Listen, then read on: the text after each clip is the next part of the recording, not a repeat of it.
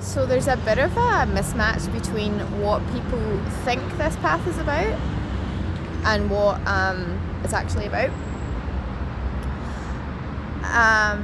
Some people early on in their journey or as an onlooker can think that people talking about twin flame union are teaching about how to have like a harmonious relationship.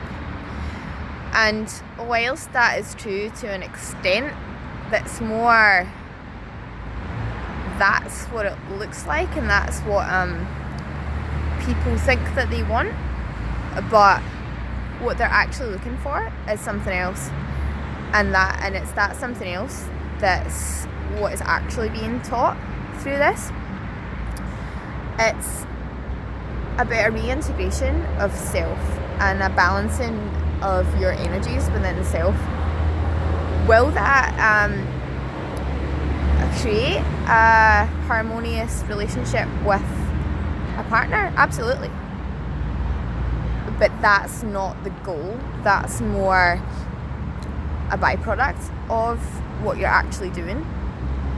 And I also think this is where people get relationships a bit inside out, because they are out seeking that other person to complete them, even if that's on a subconscious level. It might not be a conscious thought, but it's like that program that's running underneath that they're looking for this other partner to be that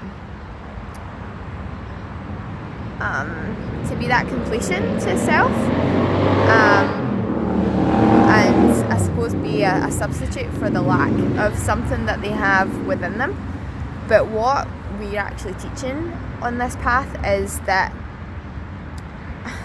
it's funny because I feel like everything I say in this journey is a bit like a contradiction, like of terms. Everything I kind of like feel like I'm agreeing with both sides, because whilst it's not about that other person like filling a void within you, it is that other half in a way that you're attracting, but it's like you have to fill that void with that aspect of self first in order to attract the complementary other half. It sounds stupid because it does sound like I'm saying that you're attracting the person that completes you, but you're not at the same time. It's like you've got to complete yourself with all the pieces of what you see in that other person, or what attracts you to that other person, or like the elements that you feel are missing from self that you recognize in that other. You have to reclaim those and reintegrate those in order to attract that other. And this is why people have issues with being able to attract the right person for them, because they're trying to attract it from this fragmented state of self, or from this like not fully whole state of self.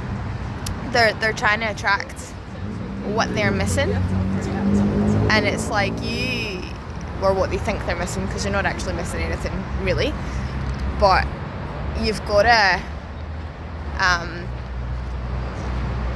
like those missing pieces have to fall back into place as a full sort of jigsaw of self, in order to attract the person who you identified as having the missing pieces in the first place, or those elements that complement you. But yeah, so it's about polarity integration and the synthesization and balancing of your polar energies inside. So you have to, if you've become disintegrated in some way, like through something that's happened in your life, or whatever, there could be a whole plethora of things that could have caused this, but there might be some aspects of self that you've rejected or felt you had to disown in some way over the years. So it's about reclaiming these aspects, which as I mentioned in the other video, your twin consciously or unconsciously, subconsciously helps you with that. Because if these parts of you, you're always connected to your twin, right? And if these parts of you are not with yourself, then they'll be stuck to your twin in some way. That's just how the magnet works. It's because your magnets are together, but it won't seem like that if there's aspects that have been like split off from self.